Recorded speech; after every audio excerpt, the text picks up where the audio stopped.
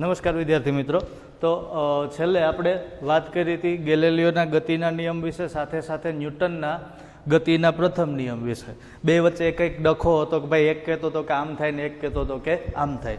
ખરેખર હતું કંઈક એવું કે ગેલેલિયોએ જે નિયમ આપ્યો હતો ગતિ માટેનો, એમાં એણે જે સપાટી પસંદ કરી હતી, ઢાળવાળી સપાટી પસંદ કરી હતી। મતલબ કે કોઈ એક ઢાળ ઉપરથી પદાર્થને છોડી દો એટલે સીધી વસ્તુ છે કે પદાર્થ જે બાજુએ ઢાળ નમતો હોય છે અથવા તો જે બાજુએ ઢાળ હોય એ બાજુએ ગતિ કરે।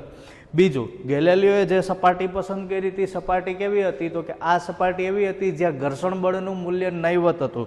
મતલબ એવો થાય કે વ્યવહારિક કિસ્સામાં આ પ્રયોગ ક્યારેય શક્ય બનશે નહીં, કારણ કે વ્યવહારમાં મોટા ભાગની સપાટી એવી છે કે જેમાં ઘર્ષણ બળનું મૂલ્ય અથવા તો ઘર્ષણ બળ હાજર હોય। બરાબર છે। હવે સામેની બાજુ ન્યૂટને ગતિનો પ્રથમ નિયમ આપ્યો, તો ગતિનો પ્રથમ નિયમ આપ્યો એમાં એણે શું કીધું હતું કે પદાર્થ પોતાની અવસ્થા ક્યારેય ચેન્જ નહીં કરે જ્યાં સુધી એને બાહ્ય અસંતુલિત બળ આપવામાં નહીં આવે। મતલબ કે સ્થિર અવસ્થામાં હશે તો સ્થિર અવસ્થા જાળવી રાખશે, ગતિમાન અવસ્થામાં હશે તો ગતિમાન અવસ્થા જાળવી રાખવાનો પ્રયત્ન કરે। આ ન્યૂટનનો ગતિનો પ્રથમ નિયમ હતો। હવે ગેલેલિયોએ જે નિયમ આપ્યો હતો એ કંઈક એવો હતો કે માની લો કે જો કે આ બે થોડાક નહીં ઘણા બધા અલગ છે। એણે જે કીધું હતું, મતલબ કે ગેલેલિયો નામના વ્યક્તિએ શું કીધું તો કે ભાઈ પેલે ઢાળવાળી સપાટી સામે બે સપાટી રાખી, બંનેના ઢાળ સમાન, ઊંચાઈ સમાન અને બેયના નમન કોણ સમાન, ત્યારે પદાર્થ જેટલી ઊંચાઈથી મૂકવામાં આવે સામેની બાજુ એટલી જ ઊંચાઈ પ્રાપ્ત કરતો હતો। ધીમે ધીમે ઊંચાઈમાં મતલબ કે નમન કોણના મૂલ્યમાં ઘટાડો થતો હતો। જેમ જેમ ઘટાડો થતો ગયો એક સમય એવો આવ્યો કે સપાટી છે સમક્ષિતિજ થઈ ગઈ। બોલને ઊંચાઈથી છોડ્યો તો બોલનો પ્રયત્ન હતો શું? તો કે જેટલી ઊંચાઈથી છોડ્યો એટલી ઊંચાઈ સામેની બાજુ પ્રાપ્ત કરવી। સામે કાંઈ હતું નહીં, કારણ કે સીધો સપાટ રસ્તો હતો જેને આપણે સમક્ષિતિજ સપાટી કીધી હતી। તો સમક્ષિતિજ સપાટી ઉપર ઘર્ષણ બળનું મૂલ્ય નહીવત હોય અથવા તો શૂન્ય હોય તો પદાર્થ અનંત અંતર સુધી ગતિ કરે। પછી અનંત અંતર ગમે ત્યાં સુધીનું હોય, પાકિસ્તાન સુધીનું હોય તો ત્યાં સુધી ગતિ કરતો જાય। શું કામ?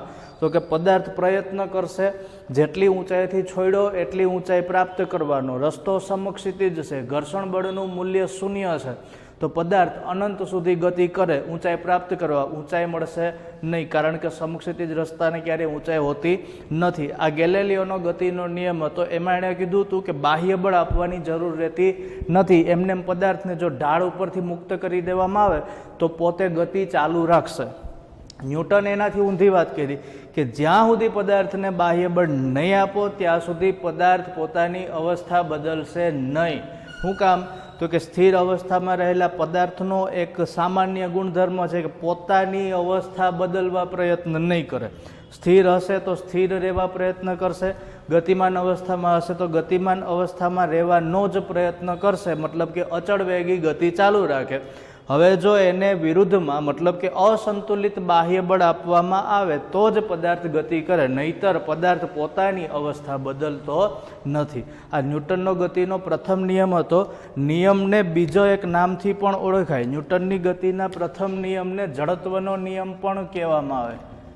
ન્યૂટનની ગતિનો પ્રથમ નિયમ એને બીજા કયા નામથી ઓળખાય? જડત્વનો નિયમ। પદાર્થનો આ જે ગુણધર્મ છે કે પદાર્થ સ્થિર સ્થિતિમાં હોય તો સ્થિર સ્થિતિ જાળવી રાખે, ગતિમાન અવસ્થામાં હોય તો ગતિમાન અવસ્થા જાળવી રાખે અથવા તો અચળ વેગી ગતિ ચાલુ રાખે। પદાર્થનો આ ગુણધર્મ જેને કયા નામથી ઓળખાય? જડત્વના નામથી ઓળખાય। એટલે ન્યૂટનનો ગતિનો પ્રથમ નિયમ એને જડત્વના નિયમથી પણ ઓળખવામાં આવે। હવે વાત કરીએ આપણે જડત્વની, તો જડત્વ એટલે શું? તો કે પદાર્થ પર જ્યાં સુધી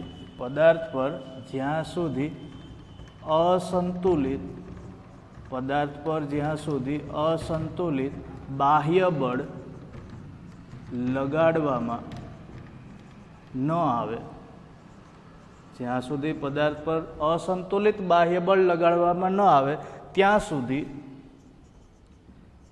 સુધી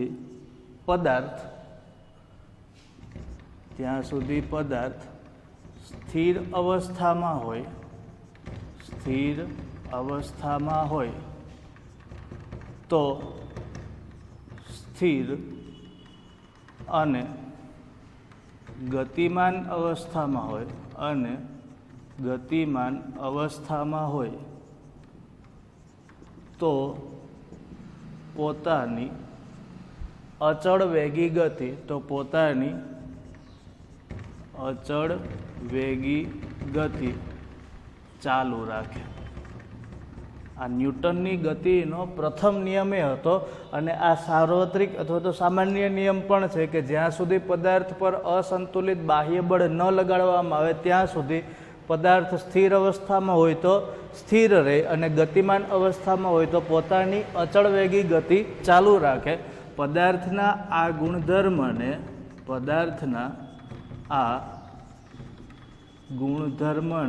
કયા નામથી ઓળખાય?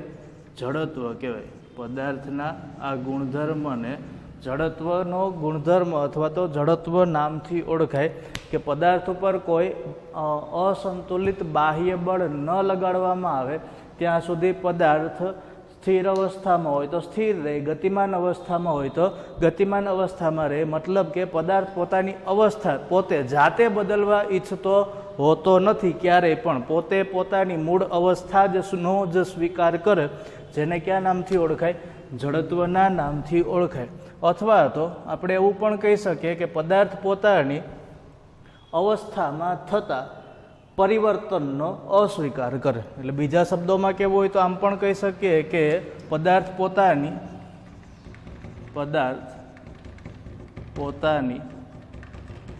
ગતિની અવસ્થામાં થતા પરિવર્તનોનો વિરોધ કરે. પોતાની ગતિની અવસ્થામાં થતા પરિવર્તનોનો વિરોધ કરે. પોતાની ગતિમાન અવસ્થા કે સ્થિર અવસ્થામાં થતો ફેરફાર ક્યારે સીધો સ્વીકાર કરશે નહીં. આ જડત્વના ગુણધર્મના નામથી ઓળખાય. અથવા તો એવું પણ કહી શકીએ કે પદાર્થની સ્થિર અવસ્થામાં કે ગતિમાન અવસ્થામાં રહેવાની પ્રકૃતિ, જેને કયા નામથી ઓળખાય? જડત્વના નામથી ઓળખાય. અથવા તો જડત્વની વ્યાખ્યા આપવી હોય તો આમ પણ આપી શકીએ કે પદાર્થની સ્થિર કે ગતિમાન અવસ્થામાં રહેવાની પ્રકૃતિ. સ્થિર કે ગતિમાન અવસ્થામાં રહેવાની પ્રકૃતિ, જેને કયા નામથી ઓળખાય? જડત્વ કહેવાય. મતલબ એવો થાય કે પદાર્થને જો એમને એમ જડ રહેવા દો, એની કાંઈ હળી ન કરો તો એને મજા આવે, પણ જો એની હળી કરો, મતલબ કે અસંતુલિત બાહ્ય બળ આપો એટલે તરત જ તમારો વિરોધ કરે. હાવ એક સીધું ઉદાહરણ તો માનો કે એક મોટો પથ્થર સ્થિર અવસ્થામાં પડ્યો, તમે એને ધક્કો મારશો ને તો એ સીધો હલશે નહીં, કારણ કે પોતે પોતાનો એક ગુણધર્મ ધરાવે જેને જડત્વનો ગુણધર્મ કહેવાય. એટલે પથ્થરને તમે શરૂઆતમાં ધક્કો મારો ને એટલે તમે વધુ બળ લગાડશો ને એવું થાય કે પથ્થર તમને હામો ધક્કો મારે. પણ જ્યારે તમે વધુ માત્રામાં બળ આપશો, મતલબ કે પદાર્થનું જે સંતુલિત બળ છે એનાથી તમે વધુ બળ આપશો એટલે પથ્થર પોતાના સ્થાનમાં ફેરફાર કરશે. મતલબ આપણા દ્વારા પથ્થરના સ્થાનમાં ફેરફાર થાય. આ ક્યારે શક્ય બને? તો કે જ્યારે તમે સંતુલિત બળ કરતાં વધુ મૂલ્યનું બળ આપો ત્યારે પથ્થર ખસે. ત્યાં સુધીની તમારી ટોટલી મહેનત વેસ્ટ જાય, કારણ કે સંતુલિત બાહ્ય બળ તમે આપો છો ત્યાં સુધી પદાર્થ પોતાના સ્થાનમાં ફેરફાર નહીં જ કરે. હામે બંને બળ છે એ કેવા થઈ જાય? તો કે નિગ્લેક્ટ થઈ જાય. કહેવાનો મતલબ એવો છે કે સામે બંને બળોના મૂલ્યો છે એનો નાશ થાય. શું કામ? તો કે બે બાજુ હરખા બળ હોય, બે હરખા બળના પહેલવાન હોય ને બાધ્ય શું થાય? કોઈ જીતશે નહીં, કોઈ હારશે નહીં, પણ કોઈ એક પહેલવાન એવો આવે કે જેની તાકાત વધારે હોય તો સામેવાળાને પછાડે ને. સેમ જ તમે પથ્થરના સંતુલિત બળ કરતાં વધુ બળ આપશો તો જ પથ્થર પોતાના સ્થાનમાં ફેરફાર કરશે, નહીતર થશે નહીં. એટલે અહીંયા પદાર્થની સ્થિર કે ગતિમાન અવસ્થામાં રહેવાની પ્રકૃતિ, જેને આપણે કયા નામથી ઓળખતા હતા? જડત્વના નામથી ઓળખતા હતા. જડત્વ કુલ 3 પ્રકારના હોય. જડત્વ કુલ કેટલા પ્રકારના હોય? 3 પ્રકારના. અને ન્યૂટનની ગતિનો પ્રથમ નિયમ છે. જો તો આ જડત્વની વ્યાખ્યા છે ને આ જ ન્યૂટનનો ગતિનો પ્રથમ નિયમ છે. એટલે આવું કહી શકીએ કે ન્યૂટનનો ગતિનો પ્રથમ નિયમ શેની વ્યાખ્યા આપે? તો કે જડત્વની વ્યાખ્યા આપે. એટલે તમને ઘણી વખત એવું પણ પૂછાય કે ભાઈ જડત્વની વ્યાખ્યા આપતો ન્યૂટનનો ગતિનો નિયમ સમજાવો, અથવા તો ન્યૂટનનો ગતિનો કયો નિયમ જડત્વની વ્યાખ્યા આપે છે વિસ્તૃતે સમજાવો, તો તમારે આ માથાકૂટ કરવાની થાય. કઈ? તો કે આગળ આપણે જે ભણ્યા એ જડત્વના કુલ 3 પ્રકાર. વળી પાછી આમાં માથાકૂટ કે ભાઈ જડત્વ તો હતું, હજી એના તારે 3 પ્રકાર કહેવાય. તો 3 પ્રકાર છે બાળકો. એમાં જડત્વના કુલ 3 પ્રકાર છે. જો સરસ મજાના પ્રકાર આ જડત્વ, એના કુલ કેટલા પ્રકાર? તો કે 3 પ્રકાર. ક્યાં ક્યાં એ હું કહું. પહેલું છે અથવા તો પહેલો પ્રકાર છે આ પહેલા પ્રકારનું જડત્વ, એને કહેવામાં આવે સ્થિર સ્થિતિનું જડત્વ. કેવું જડત્વ? સ્થિર સ્થિતિનું જડત્વ. તમને વળી પાછું એવું થતું કે સાહેબ આ તો હમણાં સમજ્યા હતા, પણ હવે સ્થિતિઓ નહીં જડત્વ આવે તો આવે ભાઈ, અને આપણે ભણવાય પડે. બીજું છે ગતિનું જડત્વ. બીજું છે ગતિનું જડત્વ. અને ત્રીજું છે આને કહેવામાં આવે દિશાનું જડત્વ. દિશાનું જડત્વ. તો 3 પ્રકારના જડત્વ ક્યાં ક્યાં? એક સ્થિર સ્થિતિનું જડત્વ, બીજું છે ગતિનું જડત્વ, અને ત્રીજું છે દિશાનું જડત્વ. એમાં આપણે અભ્યાસ કરશું પહેલા પ્રકારનું જડત્વ. અને પહેલા પ્રકારનું જડત્વ એટલે કેવું? તો કે સ્થિર સ્થિતિનું જડત્વ. હવે સ્થિર સ્થિતિનું જડત્વ એટલે શું, અથવા તો સ્થિર સ્થિતિના જડત્વમાં ખરેખર હોય હું? પહેલાં તો આપણે એ સમજીએ કે સ્થિર સ્થિતિનું જડત્વ એટલે શું. માનો કે કોઈ પદાર્થ સ્થિર સ્થિતિમાં છે અથવા તો ગતિમાન અવસ્થામાં નથી. જો કોઈ પદાર્થ સ્થિર સ્થિતિમાં હોય તો પદાર્થ પોતાના જડત્વના ગુણધર્મને લીધે સ્થિર સ્થિતિમાં રહેવા પ્રયત્ન કરશે. ક્યાં સુધી?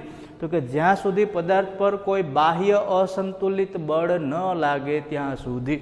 મતલબ એવો થાય કે પદાર્થ પોતાના જડત્વના ગુણધર્મને લીધે, સૌથી પહેલાં તો સ્થિર સ્થિતિનું જડત્વ કોને કહેશું એ સમજીએ. પદાર્થ જડત્વના ગુણધર્મને લીધે, પદાર્થ જડત્વના ગુણધર્મને લીધે સ્થિર સ્થિતિમાં જો મતલબ કે પદાર્થ પોતાના જડત્વના ગુણધર્મને લીધે સ્થિર સ્થિતિમાં જ રહેવાનો પ્રયત્ન કરશે. ક્યાં સુધી પ્રયત્ન કરશે? તો કે જ્યાં સુધી તેના પર કોઈ બાહ્ય અસંતુલિત બળ લગાડવામાં ન આવે. જ્યાં સુધી તેના પર એટલે કોના પર? પદાર્થ પર. તેના પર કોઈ બાહ્ય અસંતુલિત બળ લગાડવામાં ન આવે ત્યાં સુધી પદાર્થ સ્થિર સ્થિતિમાં રહેવા પ્રયત્ન કરે. મતલબ કે જડત્વના ગુણધર્મને લીધે સ્થિર સ્થિતિમાં જ રહેવાનો પ્રયત્ન કરશે જ્યાં સુધી તેના પર કોઈ બાહ્ય અસંતુલિત બળ લગાડવામાં ન આવે. આ સ્થિર સ્થિતિમાં રહેલા પદાર્થનું જડત્વ. હવે માનો કે સ્થિર સ્થિતિમાં રહેલા પદાર્થનું જડત્વ આ પ્રકારનું હોય ને તમને સમજાવવાનું કહે તો કઈ રીતે સમજાવાય? તો એનું એક તમને સરસ મજાનું ઉદાહરણ આપું.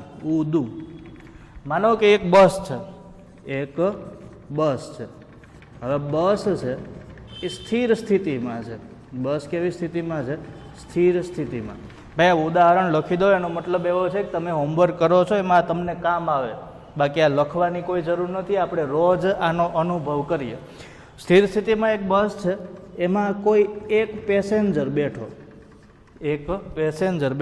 અને એક જ હોય, કારણ કે અત્યારે કોરોના છે, બહુ ઝાઝા કોઈ બસમાં જતા નથી, પોતાના ટૂંટુણિયા મતલબ કે ગાડીઓ લઈને નીકળી પડે. તો માની લ્યો કે એક પેસેન્જર જે ડાયો માણસ છે શેમાં બેઠો? બસમાં. બસ કઈ અવસ્થામાં? સ્થિર સ્થિતિમાં. ઓકે, સ્થિર સ્થિતિમાં રહેલી બસ, એમાં એક પેસેન્જર બેઠો. હવે બસ અચાનક ચાલુ થઈ. બસ અચાનક ચાલુ. જોવું જોઈએ કેવું જાદુ થયું. અચાનક જ બસ ચાલુ થઈ ગઈ. તમે બધા બસમાં બેઠા જશો, તમે બધા પણ સ્થિર સ્થિતિમાં જશો, તમારી બસ પણ સ્થિર સ્થિતિમાં જઈશે, તમારી બસમાં રહેલી સીટ પણ સ્થિર સ્થિતિમાં જઈશે. બસ અચાનક ચાલુ થઈ છે અને તમને બધાને પાછળ તરફ ધક્કો લાગ્યો હશે. થયું હોય આવું. હવે આ બસ અચાનક ચાલુ થાય એટલે અહીંયા જે પેસેન્જર બેઠો એની સાથે ઘટના કઈ બને એ હું અહીંયા લખું છું. અચાનક જ બસ ચાલુ થાય એટલે પેસેન્જરને પાછળ તરફ ધક્કો લાગે. કઈ તરફ ધક્કો લાગે? પેસેન્જરને પાછળ તરફ ધક્કો લાગે. એટલે ભાઈ પ્રશ્ન એ છે કે બસ તો આગળ જવાની છે, ધક્કો કેમ પાછળ લાગે? બસ તો આગળ જાય તો ધક્કો કેમ પાછળ તરફ લાગે? હું કામ એ કહું, જો સમજો. વ્યક્તિ છે એ પોતાની જગ્યાએ સ્થિર અવસ્થામાં બેઠો છે બસની અંદર. હવે શું થશે તો કે વ્યક્તિના પગ જેના સંપર્કમાં છે, વ્યક્તિના પગ જેના સંપર્કમાં છે, આ સંપર્ક સપાટી, પગ જેના સંપર્કમાં છે, આ સંપર્ક સપાટી પણ કઈ અવસ્થામાં હતી? સ્થિર અવસ્થામાં. મતલબ કે પગ છે એ સંપર્ક સપાટી સાથે સેટ થયેલા છે, એની સાથે ટેવાઈ ગયા. કઈ અવસ્થામાં રહેવા? સ્થિર અવસ્થામાં રહેવા. હવે બસ છે એ કઈ તરફ જાય? આગળ તરફ. બસ આગળ તરફ જાય. માનો કે કોઈ વ્યક્તિ છે એ અહીંયા બેઠો છે. જો આ સરસ મજાનો એક ડાગલો તમને દોરી દઉં. આ એક ડાગલો મતલબ કે આ વ્યક્તિ છે એ અહીંયા બસમાં બેઠો. હવે આ અત્યારે સ્થિર છે, બસ આગળ તરફ જાય, આ એની સંપર્ક સપાટી છે, તળિયું આગળ જાય, પગ છે પહેલાંની સાથે ટેવાયેલા છે. આગળ જાય એટલે એને આગળ તરફ ધક્કો નહીં લાગે. શું કામ? તો કે આ ડાગલાનું પોતાનો એક ગુણધર્મ જેને કહેવામાં આવે જડત્વનો ગુણધર્મ, પોતાની અવસ્થામાં પોતે ફેરફાર નહીં કરે. મતલબ કે એનો વિરોધ કરશે. કોનો વિરોધ કરશે? તો કે સંપર્ક સપાટીનો. શું કામ વિરોધ કરશે? તો કે આ સપાટી છે એ ગતિમાં આવી ગઈ, આ સપાટી ગતિમાં આવી ગઈ, એટલે પગ છે એની સાથે સેટ થતા નથી. એટલે કઈ તરફ આવે? પાછળ તરફ ધક્કો લાગે. જો થોડી વાર માટે જ ધક્કો લાગશે, વળી પાછા પગ છે એ સ્થિર થઈ જાય, ચાલુ થઈ જાય એક વખત, બસ પછી તમે અદબ વાળીને પણ ઊભા શકો. શું કામ? તો કે પછી તમારા પગ છે એ સંપર્ક સપાટી સાથે સંબંધ, મતલબ કે સંપર્ક સપાટી સાથે સેટિંગ બનાવી લે. એટલે સેટિંગ કહેવાનો મતલબ એવો છે કે સંપર્ક સપાટી સાથે પોતે પોતાની અવસ્થા છે એનો સંપર્ક બનાવી લે. એટલે સંપર્ક બનાવે એટલે શું થાય? તો કે પગ પણ પછી સંપર્ક સપાટીની સાથે ગતિમાં આવશે. જો તમે બસમાં ઊભા છો પણ સાથે સાથે ગતિ પણ કરો. કોની સાથે? બસની સાથે. એટલે થોડી વાર માટે વ્યક્તિને પાછળ તરફ ધક્કો લાગે. આને કઈ સ્થિતિનું જડત્વ કહેવાય? સ્થિર સ્થિતિનું જડત્વ. આમ થવા પાછળનું કારણ કે પદાર્થ પોતાની મૂળ અવસ્થા પોતે જાતે ક્યારેય બદલશે નહીં. એટલે એવું કહી શકીએ કે આ જડત્વને સ્થિર સ્થિતિનું જડત્વ કહેવાય. અને સ્થિર સ્થિતિના જડત્વમાં પદાર્થ જો સ્થિર સ્થિતિમાં હોય તો એ સ્થિર સ્થિતિ જાળવી રાખશે, પણ એને અસંતુલિત બાહ્ય બળ આપવામાં આવે તો પછી સ્થિર સ્થિતિ જાળવી રાખતો નથી. અને એનું ઉદાહરણ હતું આ બસની સંપર્ક સપાટી. જડત્વનો બીજો પ્રકાર કયો? ગતિમાન અવસ્થાનું જડત્વ, અથવા તો બીજો પ્રકાર છે એને કહેવામાં આવે ગતિનું જડત્વ. જડત્વનો બીજો પ્રકાર નામ છે ગતિનું જડત્વ. તો ગતિનું જડત્વ એટલે શું ભાઈ? તો સૌથી પહેલાં તો ગતિનું જડત્વ એટલે એવું કંઈક હોય કે ગતિમાન પદાર્થ પોતાની ગતિમાન અવસ્થા અથવા તો ગતિમાન પદાર્થ પોતે અચળ વેગી ગતિ ચાલુ રાખે જો તેના પર કોઈ બાહ્ય અસંતુલિત બળ આપવામાં ન આવે તો. એટલે આવું કહી શકાય કે પદાર્થ જડત્વના ગુણધર્મના લીધે, પદાર્થ જડત્વના ગુણધર્મના લીધે પોતાની ગતિમાન અવસ્થામાં અથવા તો પદાર્થ જડત્વના ગુણધર્મને લીધે અચળ વેગથી ગતિ કરતો હોય, અચળ વેગથી ગતિ કરતો હોય, અચળ વેગથી ગતિ કરતો હોય તો તે અચળ વેગી ગતિ ચાલુ રાખે છે. જો પદાર્થ અચળ વેગથી ગતિ કરતો હોય તો તે અચળ વેગી ગતિ ચાલુ રાખે. એની પાછળનું કારણ કયું? તો કે આ ગુણધર્મ. અને કયો ગુણધર્મ? જડત્વનો ગુણધર્મ. પરંતુ ક્યાં સુધી? તો કે જ્યાં સુધી તેના પર બાહ્ય અસંતુલિત બળ લગાડવામાં ન આવે. એટલે ચોખવટ કરવી પડે કે જ્યાં સુધી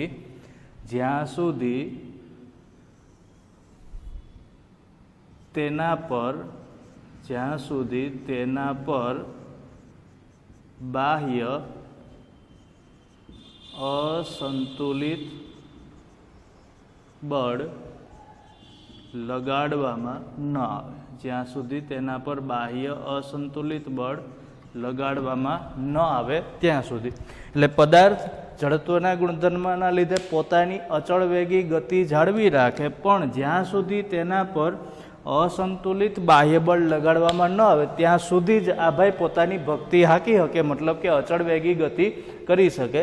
જેવું એના પર બાહ્ય અસંતુલિત બળ લગાડવામાં આવે એટલે પદાર્થ પોતાની ગતિની અવસ્થામાં ફેરફાર કરે અને પોતાની અચળ વેગી ગતિની અવસ્થામાં ફેરફાર થાય, મતલબ કે કાં તો એના વેગના મૂલ્યમાં ફેરફાર થાય અથવા તો વેગની દિશામાં ફેરફાર થાય અથવા તો વેગની દિશામાં ફેરફાર થાય.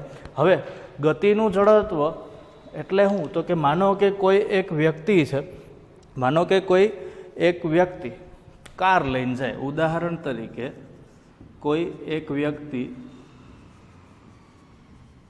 આ પોતે કાર ચલાવે છે. હવે કાર છે એ અચળ વેગી ગતિ કરે છે અથવા તો કાર છે એ અચળ વેગી ગતિથી પોતાની એક ચોક્કસ દિશામાં આગળ વધે. જો કાર અચળ વેગી ગતિથી આગળ વધતી હોય તો આનો મતલબ એવો થાય કે વ્યક્તિ પણ કારની સાથે ગતિ કરશે, વ્યક્તિ પણ કારની સાથે ગતિ કરે એવું કહી શકાય. પણ કારની અંદર સીટ હોય તો બેહી શકાય, નહીં તો બેહી શકાય નહીં. તો આ કારની અંદર જે સીટ છે આ સીટ ઉપર વ્યક્તિ પોતે બેઠેલો હોય છે એટલે આપણે એવું કહી શકીએ કે સીટની સાપેક્ષે વ્યક્તિ કેવી અવસ્થામાં હોય છે? ગતિમાન અવસ્થામાં કે સ્થિર અવસ્થામાં? જો કોઈ એક વ્યક્તિ કાર હકાવતો હોય, કાર અચળ વેગી ગતિ કરતી હોય તો વ્યક્તિ કાર સાથે ગતિમાં છે એવું કહી શકાય, પણ કારની અંદર રહેલી સીટ છે આ સીટની સાપેક્ષે વ્યક્તિ સ્થિર સ્થિતિમાં છે કે ગતિમાન અવસ્થામાં? આનો જવાબ શું થાય? તો કે જવાબ એવો થાય કે સીટની સાપેક્ષે વ્યક્તિ છે એ સ્થિર સ્થિતિમાં છે. સીટની સાપેક્ષે વ્યક્તિ કેવી સ્થિતિમાં? સ્થિર સ્થિતિમાં. શું કામ? તો કે જો સીટની સાપેક્ષે વ્યક્તિ ગતિમાન અવસ્થામાં હોય તો સીટની આગળ વ્યક્તિ થવો જોઈએ, પણ આવું ક્યારેય બનતું નથી અને આગળ ન થાય એટલા માટે સીટ બેલ્ટ બાંધવામાં આવે કે જેથી કરીને સ્ટેરિંગમાં દેવાય ન જાય. એટલે સીટની સાપેક્ષે વ્યક્તિ છે એ સ્થિર સ્થિતિમાં છે. હવે જો સીટની સાપેક્ષે વાત કરીએ તો વ્યક્તિ ગતિમાન અવસ્થામાં ક્યારે આવે? તો કે માની લો કે બ્રેક મારીએ, માનો કે બ્રેક મારવામાં આવે. બ્રેક મારવામાં આવે, કાર જો વધારે સ્પીડથી હોય તો વ્યક્તિ પોતાની પાછળ જે ટેકો દીધો હોય ત્યાંથી થોડોક આગળ આવે. હાવ સ્ટેરિંગમાં દેવાવાનું નથી કે તો પણ થોડોક આગળ આવે. ત્યારે વ્યક્તિ છે એ સીટની સાપેક્ષે ગતિમાં આવ્યો એવું કહી શકાય. આ જડત્વને કહેવામાં આવે ગતિનું જડત્વ, કે સીટની સાપેક્ષે વ્યક્તિ ક્યારે આગળ આવશે અથવા તો ક્યારે ગતિમાં આવે? તો કે જ્યારે કારને બ્રેક લગાડવામાં આવે ત્યારે વ્યક્તિ છે એ આગળ તરફ ખસે. વ્યક્તિ કઈ તરફ ગતિ કરે? આગળ તરફ. અથવા તો હાવ સીધું ઉદાહરણ આપું તો માનો કે બસમાં ટ્રાવેલિંગ કરતા હોય અને ઊભા હોય આપણે, અને બસવાળો અચાનક બ્રેક મારે તો આપણે આગળ તરફ ગતિ કરીએ. પછી આગળ હારો માણા હોય તો વાંધો ન આવે, નહીંતર બીજી ઘણી ઘટના બને તો એમાં નિયમ બીજા બદલી જાય. પણ આગળ તરફ ગતિ કરીએ ત્યારે થાય શું? તો કે આપણે કઈ અવસ્થામાં હતા? સ્થિર અવસ્થામાં. કોની સાપેક્ષે? તો કે સંપર્ક સપાટીની સાપેક્ષે. બસ ગતિ કરતી હતી, આપણે એની સાથે સાથે ગતિ કરતા હતા. સેમ એવું જ કંઈક આ ઉદાહરણ છે. બસ ગતિ કરતી હોય, બસની સાથે આપણે ગતિ કરતા હોય, શરત કે બસમાં બેઠેલા કે ઊભેલા હોવા જોઈએ. બસવાળો બ્રેક મારે એટલે શું થાય? તો કે આપણા પગનું કે શરીરનું સંતુલન છે એ બસ સાથે જળવાયેલું હશે ગતિમાન અવસ્થામાં. અચાનક બ્રેક લાગે એટલે સંપર્ક સપાટી સ્થિર અવસ્થામાં આવે. હવે સંપર્ક સપાટી સ્થિર અવસ્થામાં આવે, શરીરથી આગળ તરફ ગતિમાં ટેવાયેલું છે. જડત્વનો એક ગુણધર્મ ગતિનું જડત્વ, કે જેને લીધે પદાર્થ અથવા તો આપણું શરીર જે ગતિમાન અવસ્થામાં રહેવા જ પસંદ કરશે. બસવાળાએ બ્રેક મારી દીધી, આપણું શરીર શું કરે? તો કે પોતાની અવસ્થામાં પરિવર્તન સ્વીકાર નહીં કરે, એને આગળ જ જવું છે. બસ સ્થિર થઈ ગઈ એટલે લાગે ધક્કો આગળ તરફ. આગળ જો સારા માણસો હોય તો વાંધો ન આવે, નહીંતર બીજાને હેરાન કરતો જાય. કહેવાનો મતલબ એવો છે કે વ્યક્તિ અથવા તો પદાર્થ પોતાની અવસ્થામાં સરળતાથી ફેરફાર નહીં કરે, અને એટલા માટે જ ગતિમાન અવસ્થામાં રહેલા પદાર્થને ધક્કો મારવામાં આવે તો પદાર્થ છે કઈ તરફ જશે? આગળ તરફ. ધક્કો આપણે કઈ તરફ મારીએ? પાછળ તરફ. શું કામ? તો કે રોકવાનો છે, સામે કોઈને ભટકાવવાનો નથી. આ જડત્વને ક્યાં નામથી ઓળખાય? ગતિનું જડત્વ. અને ત્રીજો જડત્વનો પ્રકાર છે, આ પ્રકારને કહેવામાં આવે દિશાનું જડત્વ. મતલબ કંઈક એવો થાય કે પદાર્થનો જડત્વનો ગુણધર્મ જેના લીધે પદાર્થ પોતાની ચોક્કસ દિશામાં અચળ વેગી ગતિ ચાલુ રાખે. જડત્વના ગુણધર્મના લીધે પદાર્થ પોતાની ચોક્કસ દિશામાં અચળ વેગી ગતિ ચાલુ રાખે. ક્યાં સુધી ચાલુ રાખે? તો કે જ્યાં સુધી તેના પર હળી કરવામાં ન આવે, મતલબ કે જ્યાં સુધી તેના પર અસંતુલિત બાહ્ય બળ લગાડવામાં ન આવે. માનો કે કોઈ એક વ્યક્તિ છે, એ કાર લઈને જાઓ. આપણે બધા ઉદાહરણ કારના આપીએ એટલે બધા લાગે તો ધનવાન. તો માનો કે કોઈ એક વ્યક્તિ સીધા રસ્તા ઉપર કાર લઈને જાય છે. રસ્તો કંઈક આ પ્રકારનો છે. હવે જ્યાં સુધી સીધા રસ્તા ઉપર કાર લઈને જતો હોય, કારની સ્પીડ માની લો કે એકદમ વધારે છે, વધારે સ્પીડથી કાર હંકાવતો હોય, રસ્તો સીધો હોય તો મજા આવે. પણ અચાનક જ માની લો કે વળાંક આવ્યો, આવો કંઈક, તો કારનો ડ્રાઈવર અહીંયા સુધી સુરેખ પથ પર જ ગતિ કરશે.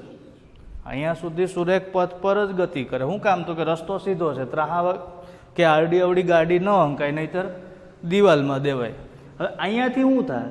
તો કે વળાંક આવી ડ્રાઈવરને ખબર છે ને, બીજાને નથી ખબર. ને બેઠા હોય તો ખબર હોય તો ગાડીનો વળાંક લેવો પડે. આ તીવ્ર વળાંક છે. હવે ગાડી છે એ સીધા રસ્તા ઉપર ગતિ કરતી હતી. મતલબ એવો થાય કે ગાડી સાથે જેટલા પદાર્થો હાજર છે, મતલબ કે 2 કે 3 વ્યક્તિઓ, આ બધાયનું શરીર ટેવાયેલું છે સીધી દિશામાં જવા માટે. જો ગાડી સીધી દિશામાં જાય તો સામેની બાજુએ દિવાલ હોય અથવા તો બીજું કાંઈ હોય તો ગાડીની હારે આ ચારે ચાર જાય. આ ધંધો કરાય નહીં. એટલે ડ્રાઈવર અહીંયાથી ગાડીને તીવ્ર વળાંક આપે. શરીર છે એ પોતાની અવસ્થામાં અથવા તો પદાર્થ છે એ પોતાની મૂળ અવસ્થામાં થતા પરિવર્તનનો વિરોધ કરે. મતલબ અંદર બેઠેલા વ્યક્તિઓ સીધા જવા જ પ્રયત્ન કરશે. વ્યક્તિને તો વળી જવું છે, પણ પદાર્થ પોતાની અવસ્થામાં ફેરફાર નહીં સ્વીકારે. અહીંયાથી સીધા જવા પ્રયત્ન કરે. આ અહીંયાથી આ બાજુ વળી જાય છે, મતલબ કે આ બધાય ગાડીના કાચમાં ભટકાય. જો સંતુલન નહીં જાળવી શકે તો, એટલે આ ગાડીના કાચમાં દેવાઈ જાય. ઘણી વખત આવી ઘટના બને, અચાનક જ જો આવો વળાંક આવે તો. મતલબ એવો થાય કે પદાર્થ પોતાની દિશા જ્યાં સુધી અસંતુલિત બાહ્યબળ ન આપવામાં આવે ત્યાં સુધી છોડતો નથી. તો આ ત્રીજા પ્રકારનું જડત્વ હતું. હવે પછીના લેક્ચરની અંદર ન્યૂટનના ગતિના બીજા નિયમ વિશે અભ્યાસ કરશું. Thank you.